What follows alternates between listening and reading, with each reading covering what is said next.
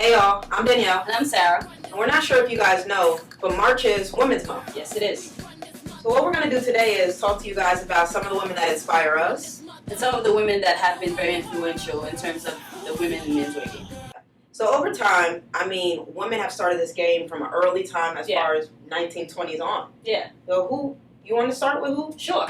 So one of the women that inspired me and I feel like has made a significant change in the women in menswear industry is Marlene Dietrich.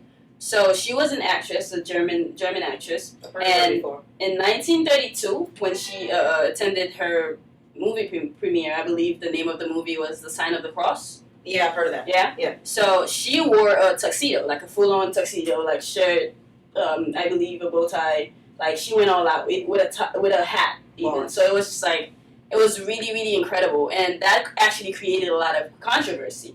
And to the point that Congress got involved. They felt like, there was a law that was forbidding women to act like men. So they felt that Marlene was sort of doing that. But they eventually decided that that wasn't the case.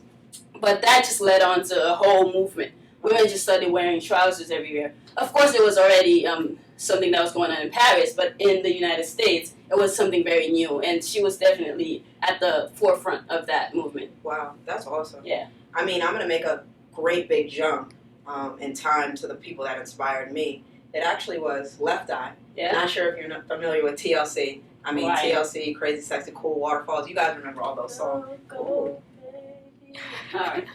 Please, don't get me started. I'm going to start rapping Left Eye's whole song here. But yeah, Left Eye and TLC started this whole movement of tomboyish style. You had the trousers or the sports pants on top of the boxers. Yeah, I remember that. I remember that, yeah. With the sports bra. It was such a cool movement back in the early 90s. And that also transpired into Aaliyah. Rest in peace, we love both you and Left Eye. But Aaliyah was another woman who was, she had her long flowing hair, but she had her goggles or her sunglasses on top of her head with her fitted cap, long trousers. And these women were, very feminine, but they had this swag that was just real cool. That androgynous look. Yeah. So for me, back when I was a little kid, those were the two women that always kind of, it allowed for me to say, hey, I can still be sporty and be like a boy, and it's not a problem because you have these straight females doing it as well. So they made it okay. Yeah. So it was, I think it was a movement that you would walk in the street and see all kinds of kids, especially females doing the goggles, the oversized trousers, showing your boxers, and it wasn't a problem. Yeah. So it was definitely a cool movement back in the 90s.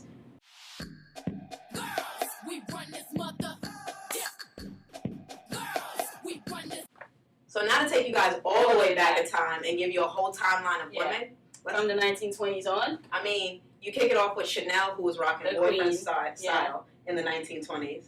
After that, you have Diane Keaton, who was going Annie Hall. And then we have the iconic Grace Jones. Ooh. Oh, man, with the androgynous look. When you look at some of her pictures and she's bold and the square shoulders. Sharpness. Yeah. Perfect. We also have Missy Elliott. Missy Elliott reinvented what boyish style, tomboy, but in a feminine way, could kind of look with her play on. It was very playful. Yeah, absolutely. As you get on in time, I guess, who would you say next? Ellen, minimal. She wears a lot of what you and I wear. Yeah. And that's just somebody who has inspired women in the last 20 years. Whether that's a straight female or somebody in the LGBT community. Then there's also Ellen Page, who very much came out. So she's been a very significant, played a significant role in terms of the LGBT community, and the way she dresses is just like, she's superb. Right. And even there's artists like somebody, Janelle Monáe. Oh, man. She's always in suits, a tie, maybe a nice top hat, but she's still in makeup. She still makes it look very, very feminine. As well as Samara Wiley. Oh, absolutely. Right, from Orange is the New Black. Who say, if you guys don't know her real name. One of my favorite characters in there, and she's somebody else. Again, can be very feminine, but then can twist it and throw on a little bit of an androgynous style. Yeah. So it doesn't matter, honestly, if you're a straight woman or if you're somebody in the LGBT community. There's this empowerment that's happening within women. Look at somebody like one of our favorites right now, also in Orange is the New Black, Ruby Rose. Oh.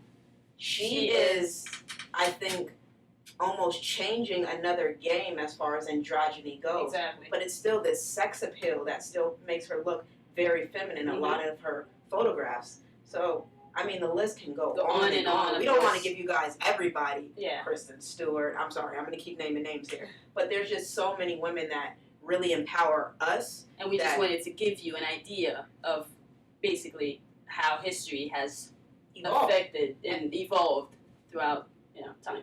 And this is our month. It's Women's Month. So we're going to continue to bring you guys some knowledge on women. We're going to continue to show how they've influenced stuff, how they've empowered us, and then continue to empower the world, because at the end of the day, who runs the world?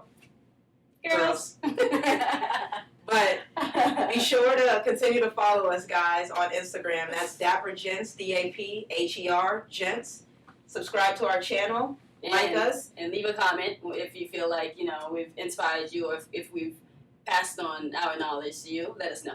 And also leave a comment if there's somebody that we missed out in this video. That you feel should have been in the video. Absolutely. Yeah. So keep following, guys. Thanks. We appreciate your support. Have a great one. Peace.